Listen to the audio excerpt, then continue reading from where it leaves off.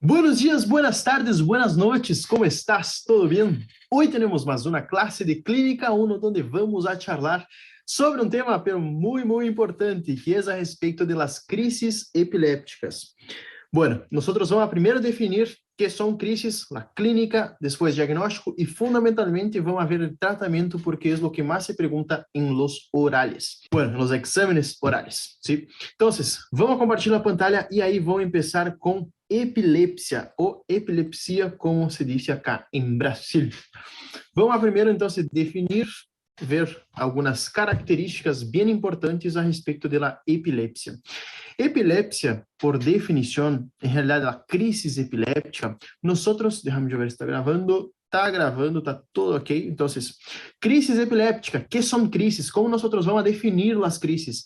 Basicamente, são o resultado de uma descarga neuronal que pode ser focal, é uma descarga em um grupo de neuronas excessiva, e isso vai generar manifestações clínicas características da epilepsia. Essas manifestações podem ser bruscas, breves, e produzem um transtorno autolimitado da consciência, comportamento, emoção ou qualquer função cortical, dependendo da localização e características das descargas. Então, como que nós vamos pensar, a razonar e desmistificar, ou seja, traduzir todo esse enunciado? Basicamente, traduzindo, é o seguinte: crises epilépticas são generadas são causadas por uma descarga neuronal excessiva, pode ser focal ou difusa, ou seja, generalizada.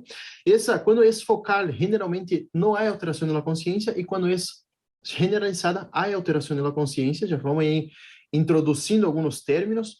E que é o mais importante? É que há uma descarga, que pode ser primária ou secundária, dependendo da causa, e então vai generar toda uma sintomatologia característica que é a epilepsia.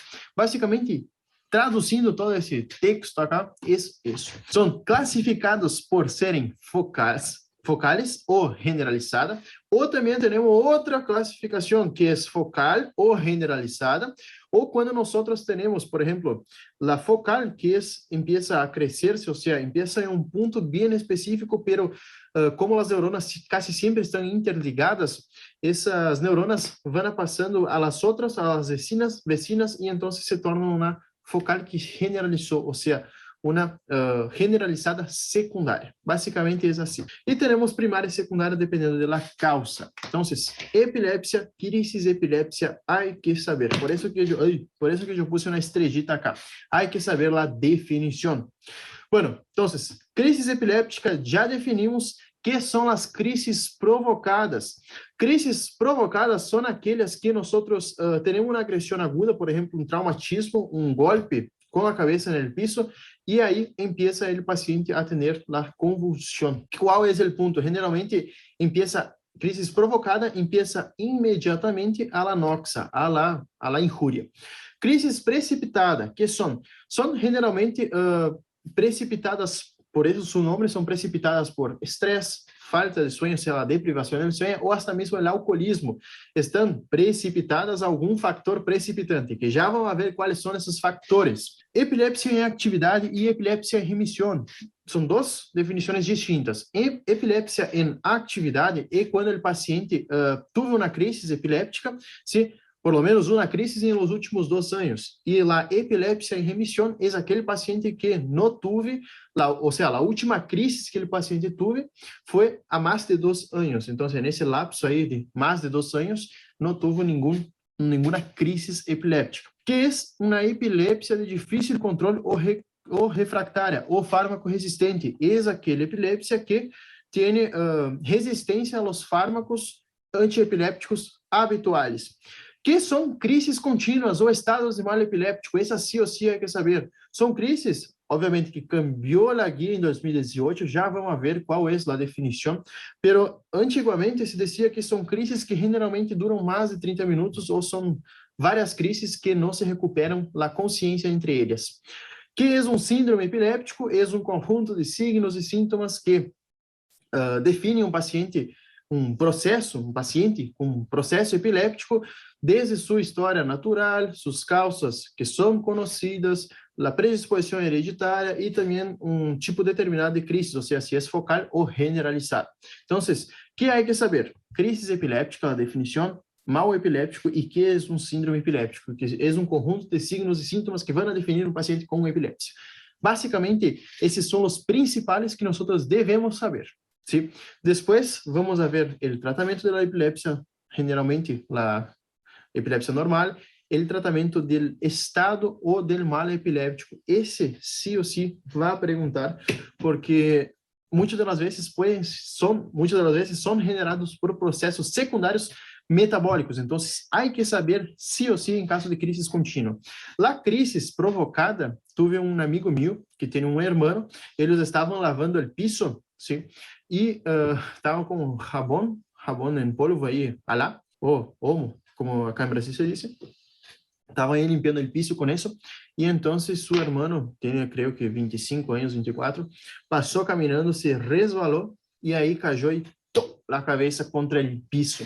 Tuve primeiro uma crise epiléptica provocada, obviamente, porque tuve, por exemplo, imediatamente depois do impacto aí, que bateu assim com a cabeça a full no piso, tuve uma crise provocada e depois perdeu pulso e respiração.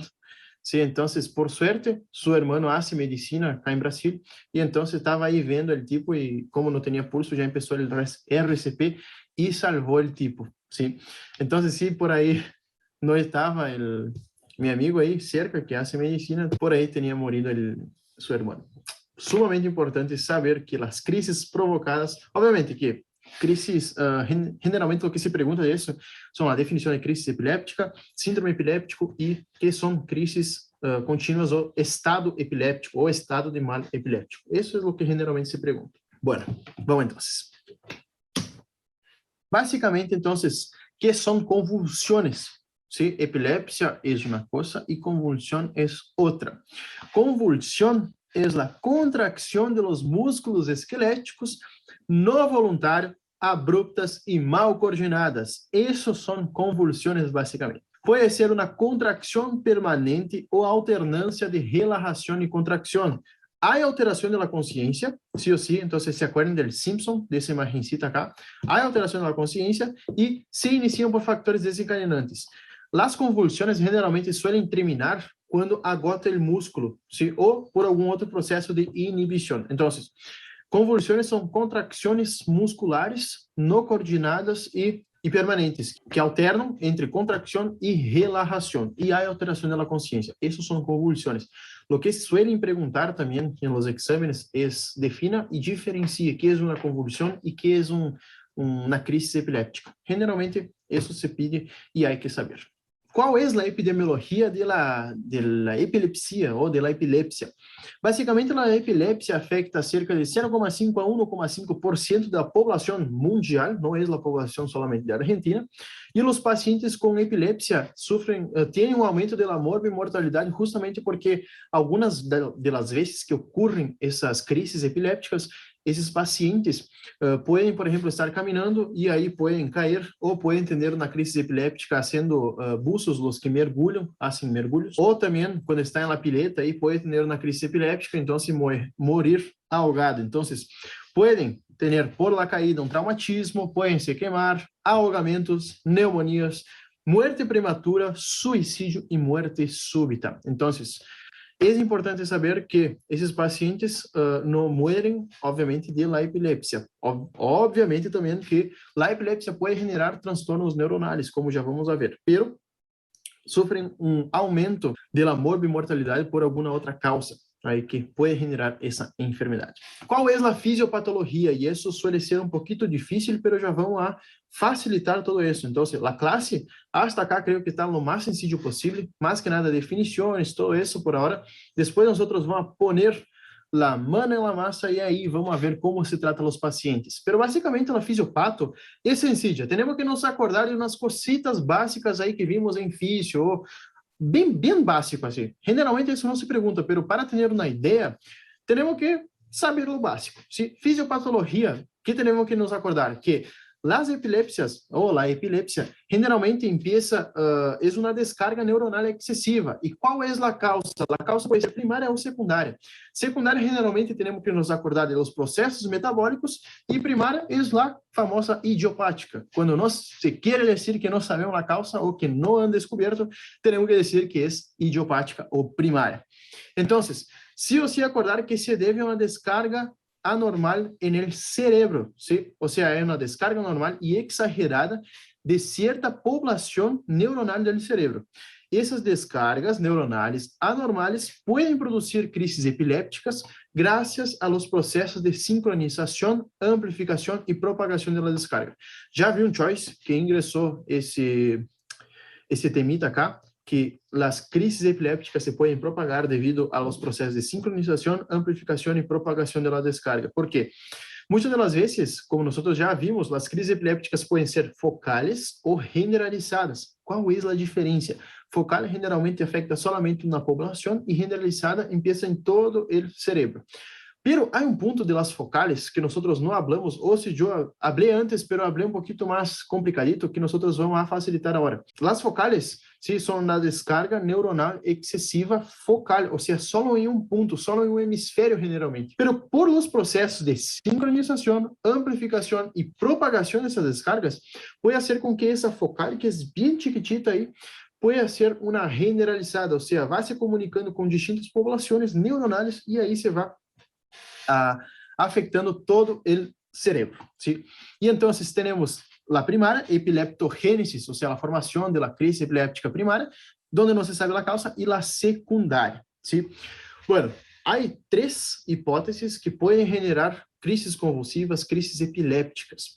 Entonces, ¿qué tenemos que saber? Eso no se pregunta, ¿sí? Pero por las dudas, el básico del básico, vamos a pasar acá.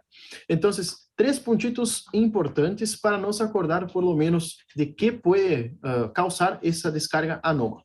Basicamente, quando temos uma alteração da membrana das neuronas, ¿sí? Fundamentalmente os iones sódio e cálcio, porque quando temos uma alteração da condução, vai generar um aumento da despolarização neuronal e isso vai diminuir o umbral de excitabilidade. Então, quando temos excitabilidade a umbral menor, pode generar uma convulsão. Outra hipótese que pode generar a convulsão é basicamente aumento dos mecanismos excitatórios, que são mediados por el ácido aspartico e el glutâmico, ácido glutâmico, sistema reticular, ativador ascendente. Ou seja, tem uma excitação neuronal e convulsão. E defeito de fosfato de piridoxina, que diminui a formação del GABA. GABA, só para acordar, é um neurotransmissor inibitório e vai generar convulsão. Bueno, nós então temos acá que solamente com o que eu dije, temos que pensar em um negócio, ¿sí? Todo isso está relacionado a uma coisa, a excitabilidade neuronal. Ou seja, quanto menor o umbral de excitabilidade, mais fácil eu posso generar uma convulsão. Quanto menos formação de GABA eu tenho, mais fácil eu tenho se há como generar uma convulsão, porque diminui o neurotransmissor inibidor. E então se predomina o excitador. Então, tudo está relacionado com a excitação neuronal. Maior excitação neuronal, maior chance de haver uma convulsão. Basicamente, fisiopatologicamente hablando, de maneira bem sencilla, é isso. E sempre acordando que pode ser uma epileptogênese primária, que onde não se sabe a causa, é idiopático, e secundária, temos uma causa que genera isso. Por exemplo, vamos dar um exemplo para não quedar tão aberto. Um caso de epileptogênese secundária é, por exemplo, na hipoglucemia. ¿Sí? Os pacientes com hiperglucemia, na cetoacidose metabólica ou até mesmo na hipoglucemia, podem generar estados epilépticos. Generalmente digo estados epilépticos porque é uma epilepsia que não melhora em pouco tempo. Sí, ou seja, em menos de 30 minutos. Já vamos ver porque a guia cambiou desses 30 minutos. É um pouquinho menos agora. Antes hablamos a respeito dos fatores precipitantes da epilepsia. Agora vamos ver quais são. E muitos deles estão em nosso dia a dia como estudantes. ¿Sí? Bueno, sueño pode ser um fator de epileptogênesis, despertar, privação do sueño. Há chicos, chicas, ¿sí? Há pessoas, pacientes que têm a crise epiléptica luego al despertar. Ciclo menstrual pode ser el causante, el precipitante de la crisis epiléptica, fiebre o infecciones, fiebre generalmente muy altas en niños, suele ser la causa de crisis epiléptica. Causas tóxico-metabólicas, ojo porque isso vai perguntar en el oral. Alcohol, intoxicación y o privación, ¿sí? De alcohol. Fármacos como antidepresivos, neurolépticos, teofilina y cuando se saca las benzodiazepinas, cocaína e opiáceos, hipoglucemia e hipóxia. Qual é o que eu quero que se grave? ¿Sí? Sueño, despertar, deprivação do sueño, fiebre, infecção e causa tóxico-metabólicos. Essa sí ou sí há que saber, porque vão perguntar quais são as causas de epilepsia e, obviamente, temos que, por lo menos, alguma coisa saber. Por lo menos umas 5 ou 6 acá há que sair. Por exemplo, álcool, fármacos, como as benzodiazepinas, cocaína e hipoglucemia, sí ou sí há que salir. Não pode faltar essas causas, porque são causas frequentes de crises epilépticas. Bueno, outras causas podem ser desencadenantes de crises reflejas, como luz, TV, concentração, música e ruído, estresse e mau cumprimento terapêutico do paciente com epilepsia. Então, temos diversos fatores que podem precipitar a crise epiléptica. E é importante saber alguns aí, por exemplo, principalmente os tóxico-metabólicos, porque suele ser pergunta de exame. Então, fator precipitante precipita quem? A crise epiléptica.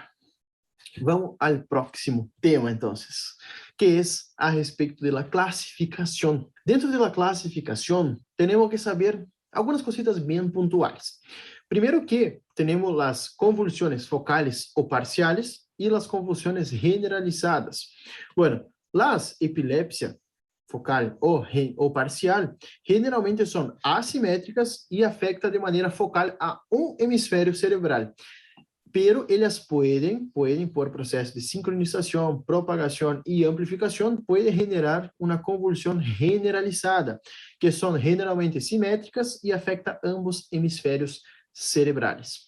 Outra cosita que eu quero fazer um ponto bem específico. Há algumas vezes que as crises epilépticas estão precedidas por um período de aura.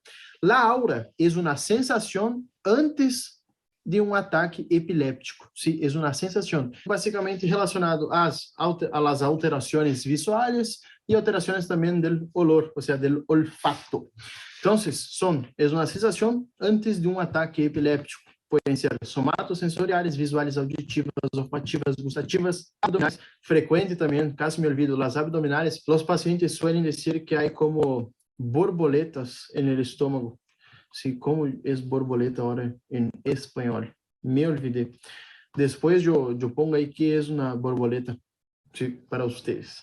Mas basicamente é frequente que relacionem el aura com as borboletas, é sumamente frequente isso, das borboletas, e também a respeito del olor feio, generalmente. Como se classifica, então? Se classifica em parcial ou focal, sendo ou generalizadas, sendo que as parciais, a sua vez, se classificam de maneira que é simples, complexa ou secundariamente generalizada. Qual é a diferença? Simples, a consciência está conservada, e em la compleja, nós temos a consciência afetada. E essas parciais podem se tornar generalizadas. Generalizadas vão ser as convulsivas e as não convulsivas. Qual é o ponto? Então, parcial, solamente um hemisfério, generalmente focal, e generalizada, ambos hemisférios, e generalizado, obviamente. Então, parciais simples podem ser solamente síntomas motores, como pode parecer um tic, pero em realidade é uma convulsão, síntomas sensitivos, síntomas vegetativos e síntomas psíquicos. Generalmente isso não se pergunta. O que mais se pergunta é a respeito das generalizadas. Está gravando? Está gravando? Sim.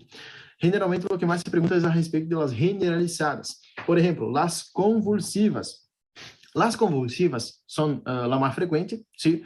E também temos que saber que as mais frequentes de las convulsivas são as tônico-clônicas. Bueno, que são epilepsia tônica, convulsiva tônica. Tônica, vamos pensar por la clônica, que é mais fácil. ¿Sí? La clônica, generalmente, uma epilepsia convulsiva clônica, é quando nós temos o paciente que tem uma crise epiléptica e tem contracções, como vou dizer, contracções, em realidade, são sacudidas musculares breves. E, em cambio, a tônica, aí sim, temos contracções, espasmos musculares generalmente prolongados. Esses espasmos musculares podem ser quando entram em conjunto com as clônicas, que geralmente temos uma combinação de ambas, combinação, essa é a palavra. Quando temos tônico-clônicas, temos aquele paciente que tem tanto sacudidas breves e também contracções musculares, ou seja, espasmos musculares. Las atônicas é quando o paciente perde o tono.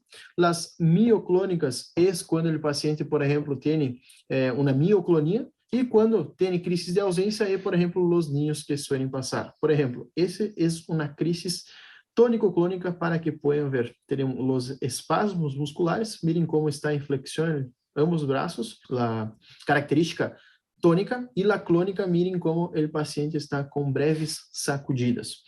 Crises de ausência, sim, não vamos nos olvidar que as crises de ausência são focais, porque tem uma característica, crise de ausência é quando nós temos o paciente que não perde a consciência, ou seja, todavia está com o ojo aberto. Se isso é uma crise de consciência, mirem em linha, espera, travou. Aí está normal e aí tem uma crise de ausência. Sim, crise de ausência, mirem.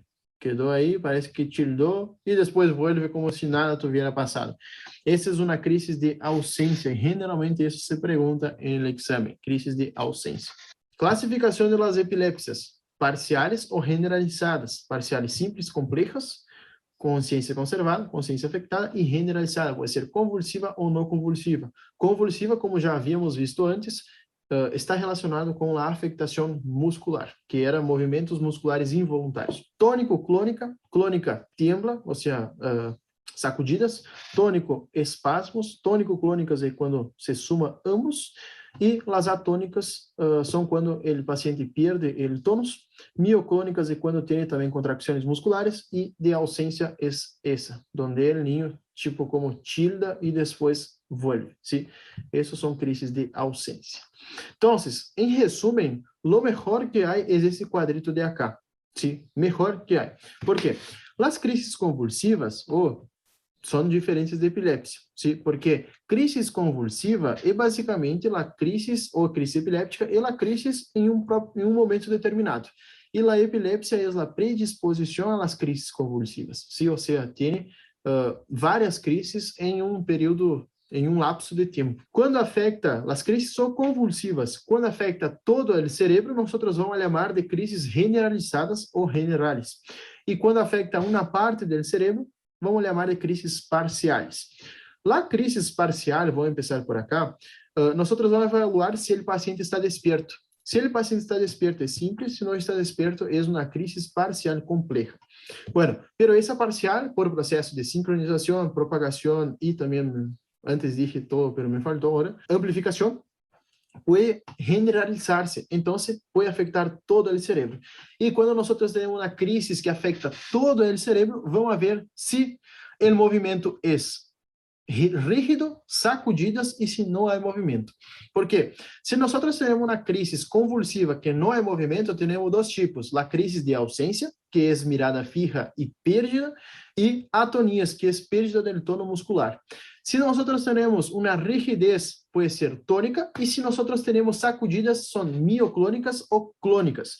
Mioclônicas, grupos musculares pequenos, e clônicas, grupos musculares grandes.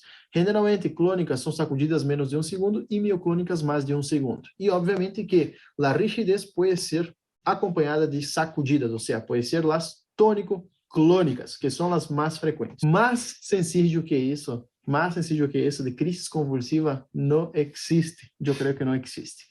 Bueno, então, ¿qué é uma crise? ¿Qué é uma epilepsia? Quando é generalizada e parcial. Vamos às causas. Causas, generalmente, podem ser primária ou secundária. Nós temos vários tipos de clasificar as causas, como por exemplo, temos por hereditárias, congênitas e adquiridas, ou também uma classificação que les gusta a alguns docentes, é, por exemplo, para falar en el oral, é, por exemplo, quando o paciente está em lactância, por exemplo, as causas em el paciente que está em lactância, recém-nascido, é hipóxia perinatal, transtornos genéticos e malformações, infância e adolescência, generalmente, as epilepsias idiopáticas, infecções e traumas, e adultos generalmente estão generados as epilepsias por conta de TCE, traumatismo crânioencefálico, álcool e tumores cerebrais. Então, se nós vamos por essa classificação acá, é mais sencillo porque aí nós vamos a dividir os pacientes em rangos de idade. Em cambio, nessa tablita acá, as principais causas, aí vão haver as hereditárias, as congênitas, que podem ser hereditárias ou adquiridas, como, por exemplo, malformações vasculares, tumores cerebrais, displasias ou degenência cerebral, epilepsias mioclônicas progressivas e adquiridas aí entraria como traumatismo, lesões pós-quirúrgicas, pós-infecciosas, infartos, tumores, esclerose do hipocampo, tóxicos, enfermidades degenerativas. Então, já abre muito o leque. Sumamente importante saber também, de acordo à idade, porque isso é pergunta de horário. ¿Sí?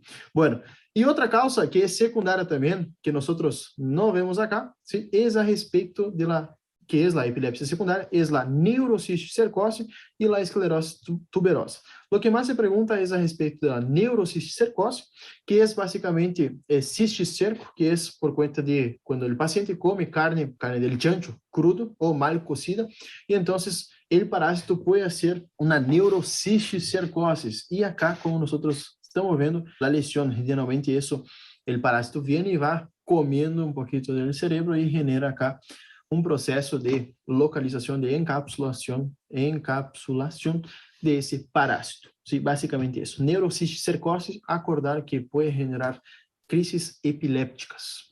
Clínica. A crise epiléptica, então, já vimos, basicamente, a clínica que pode ser de acordo ao movimento, se está, ou se é parcial, se é generalizada. Se é generalizada, vamos ver se não é movimento, se há rigidez ou se há movimento sacudidas, ¿sí? E se o paciente tem uma parcial, se de acordo a seu estado de consciência, se está desperto ou não.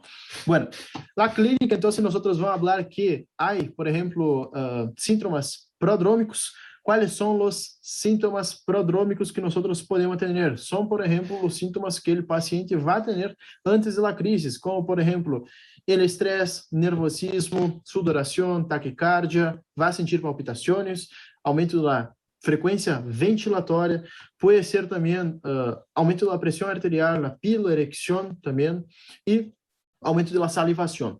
E o aura epiléptico é quando nós estávamos falando antes, que o aura epiléptico é justo antes da crise, empieza uma clínica característica, que é, por exemplo, quando o paciente sente, tem alterações visuais, pode ser gustativas, olfatórias ou até mesmo somatosensoriais.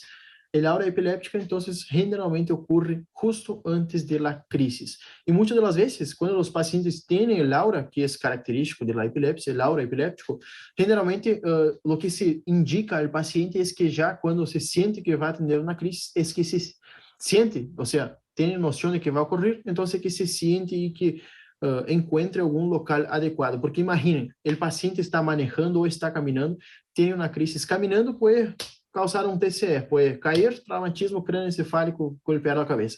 Pero se o paciente, por exemplo, está manejando e tem uma crise, aí sim um pouquinho mais complicado, porque põe em risco não somente a vida dele, sino que de outros tripulantes aí de la via. Então, ojo, porque quando o paciente tem aura epiléptico, é melhor que já sabe quando vai ter a crise, pero é importante assim, le hacer acordar que quando tenha isso, há que parar o auto ou que se siente em algum lugar confortável, porque senão vai generar mais dano a ele próprio. Como se hace o diagnóstico de epilepsia? Fundamentalmente, é eletroencefalograma e neuroimagem. Como nós estamos vendo acá, esses são um monte de rabiscos, parece um ninho de 2 anos, isso. Não tenho nem ideia. Sí, eso se deja generalmente para los neurólogos para que lean. Nosotros no necesitamos saber leer el electroencefalograma. Por ahí algunas cositas que se preguntan en el examen en el escrito principalmente nosotros vamos a saber. ¿Qué es, por ejemplo, las ondas en el electroencefalograma? Tenemos que saber para el examen, básicamente. Nosotros, cuando tenemos un electroencefalograma, crisis parcial afecta solamente un grupo de neuronas y generalizada afecta todas las neuronas de manera generalizada. Crisis generalizadas convulsivas. ¿Qué hay que saber para el escrito? En el electroencefalograma se registran paroxismo de puntas o polipunta onda generalizados y simétricos. ¿Sí? Entonces, crisis generalizadas es el electroencefalograma va a tener paroxismo de puntas o polipunta onda generalizados y simétricos, o sea, afecta, son simétricos y generalizados, no es focal. Crisis generalizadas no convulsivas, aí já entramos em la crisis de ausência, que temos dois tipos de ausência, la típica, que é a mais frequente, e la atípica. La típica, crisis generalizada no convulsiva, crisis de ausência atípica, la típica, aparece uma descarga de complejos punta-onda generalizados, síncronos e simétricos, frequência de 3 Hz ou mais. Isso já vi umas 3 ou 4 vezes que já ingressou em Choice. Então, por aí, para o Choice, há que saber isso.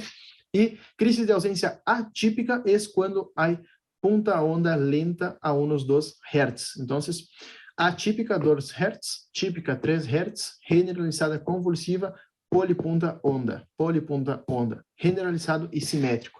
Choice le gusta mucho entrar isso.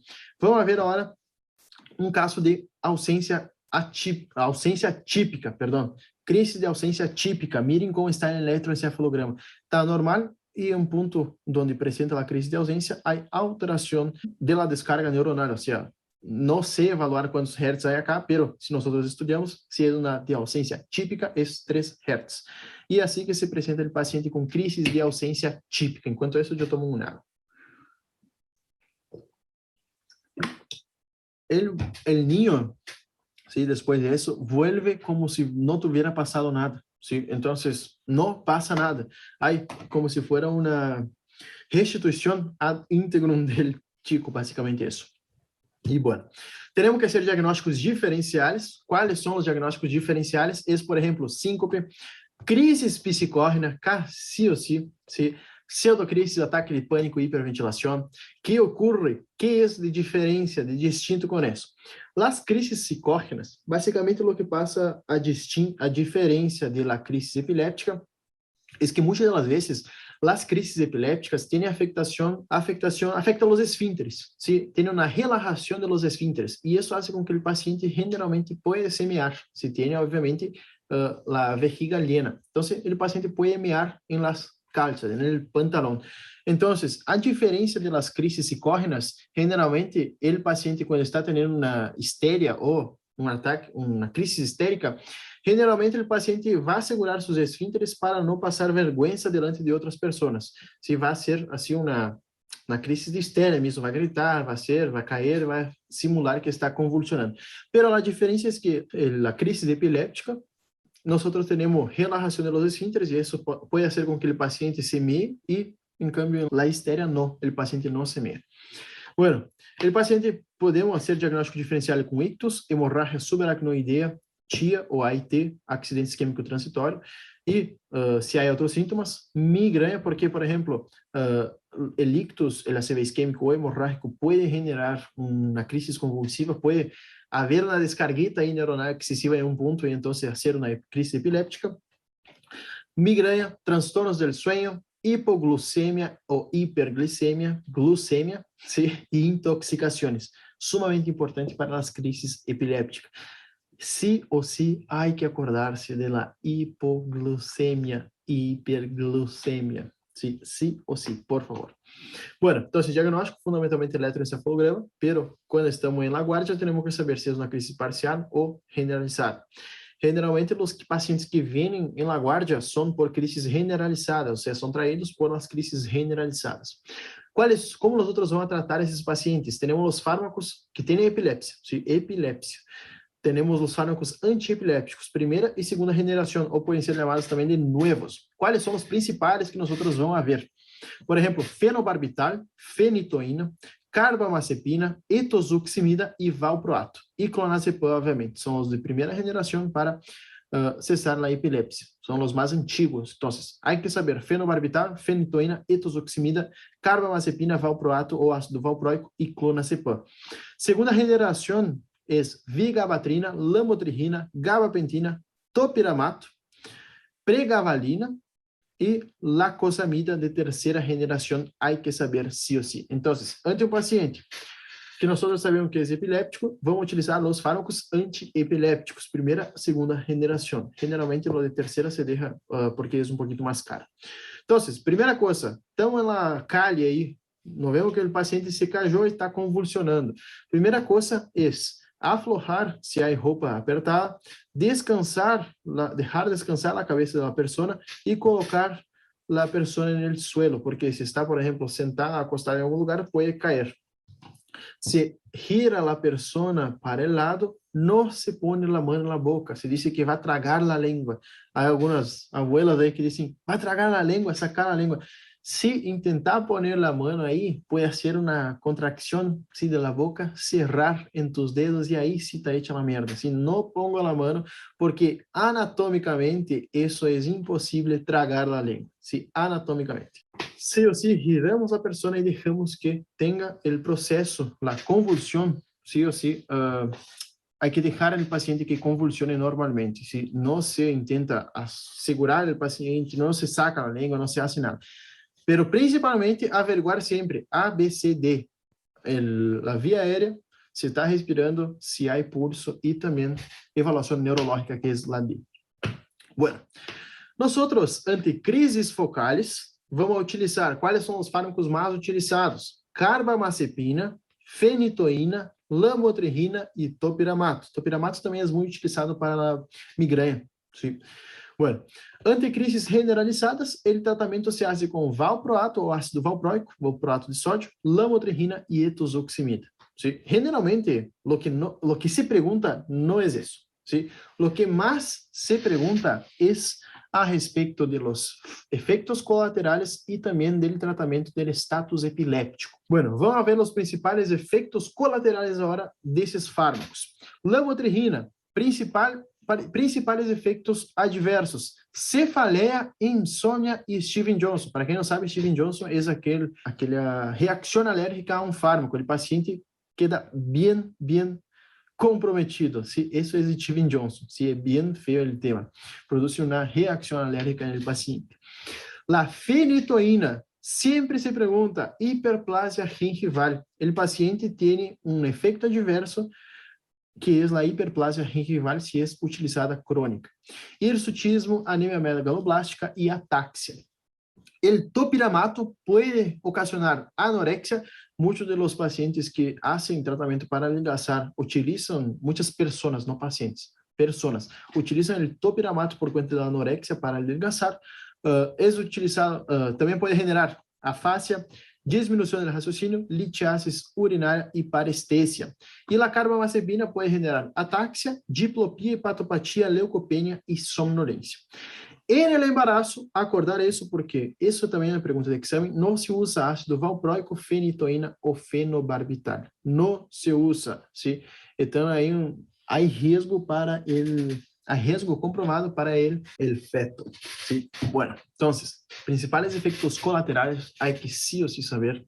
En el Choice les gusta mucho preguntar y acordar hiperplasia gengival en la fenitoína. Vamos a ver agora um ponto sumamente importante, que isso eu tenho certeza que vai perguntar, absoluta certeza, que é a respeito do status epiléptico. Sí, status epiléptico.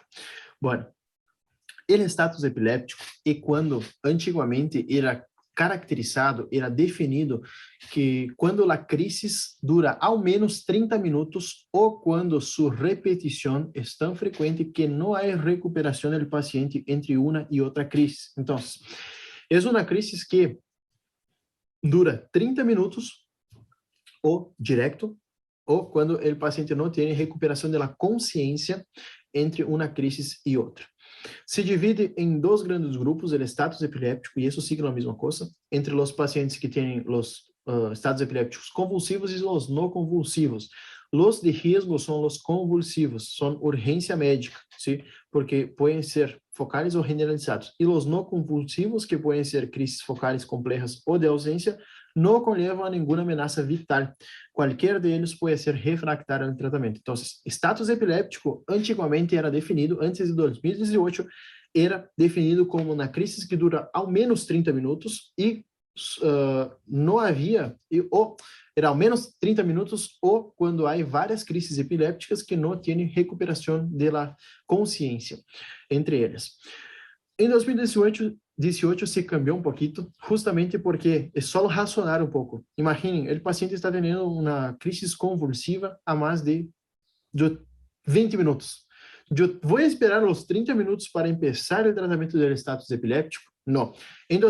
É como deixar assim fritando, freir, e deixamos aí freindo o cérebro do paciente 30 minutos para, isso é um status epiléptico, vamos começar o tratamento para status. Não.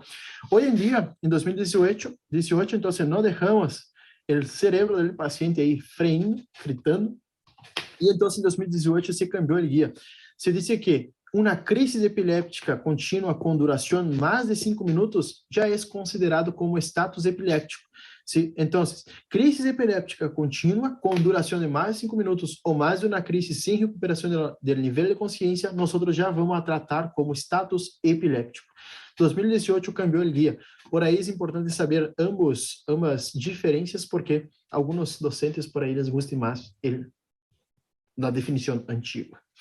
Basicamente, então, o que há que saber é que são vários tipos de status epiléptico, pode ser status epiléptico generalizado, convulsivo ou não, que é o mais frequente, 70%, e o parcial convulsivo ou não. Quais são as causas? Processos não epilépticos previamente, por exemplo, causas orgânicas ou metabólicas, como, por exemplo, TCE ou até mesmo hipo ou hiperglicemia, e pacientes epilépticos que já têm o diagnóstico de epilepsia, com o neurólogo, com o eletroencefalograma, relacionado principalmente com o tratamento ou medicação, que essa medicação pode ter uma dose muito baixa para que o paciente necessite, ou até mesmo o paciente não cumpre com a terapêutica adequada.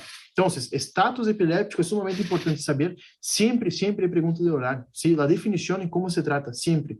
Bueno, como se trata do status epiléptico, então? Primeira coisa entre um paciente agudo é monitoreio de oxigênio em vias e temos que evaluar o ABC do paciente, ou seja, a via aérea, cardíaco e a respiração.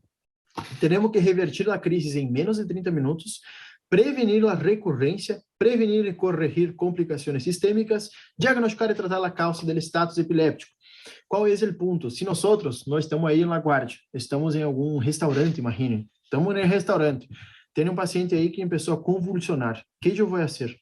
Eu vou deixar o paciente ter a crise epiléptica hasta 4 minutos.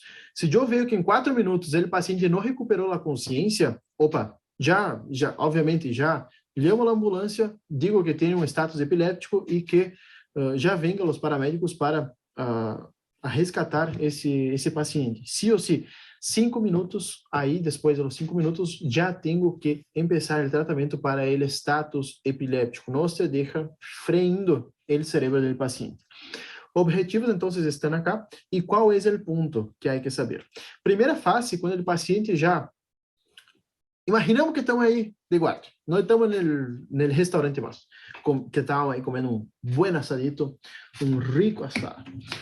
Estamos agora na guarda, sim? E aí vem a ambulância e traz um paciente com um status epiléptico, se o paciente está convulsionando, tem convulsões tônico-clônicas. Qual é a primeira coisa que nós vamos fazer? Principalmente, assegurar via aérea e respiração e também assegurar o estado hemodinâmico do paciente. Por exemplo, esse meu amigo que teve o hermano, que teve uma crise, imaginem, golpeou na cabeça, tuve a crise e deixou aí de latir no coração, ou seja, tuve um paro cardiorrespiratório.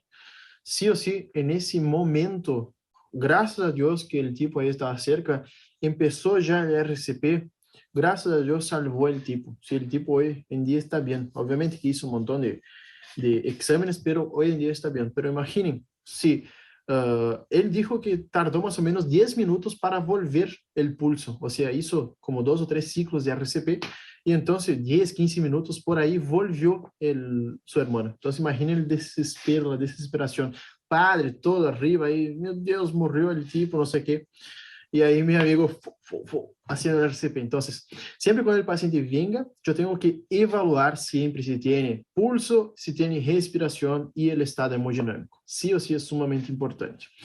Tratar de determinar la causa, si por ejemplo el paciente alcohólico, si tiene el olor etílico de la boca, ya tenemos que administrar tiamina, entonces ya vamos a ver todo eso. Pero si viene un paciente que está convulsionando en la primera fase, o sea, los primeros 20 minutos, 20, eu já falei 20, pero é 20 minutos, vamos a dar duas cositas, diazepam e uma fenitoína.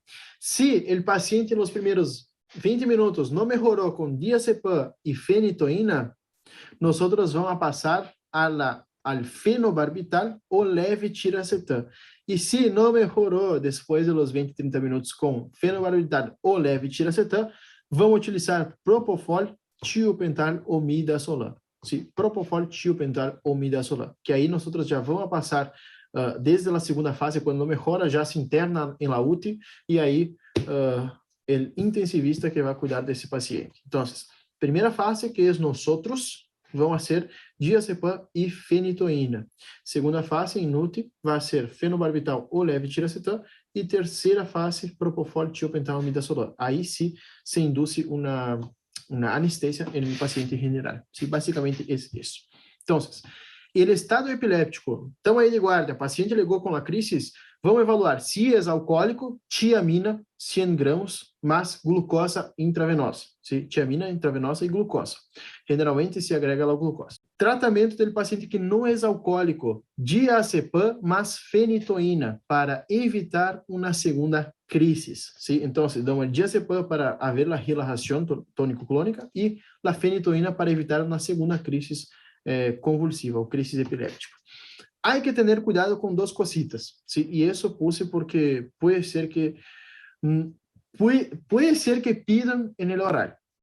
¿Sí?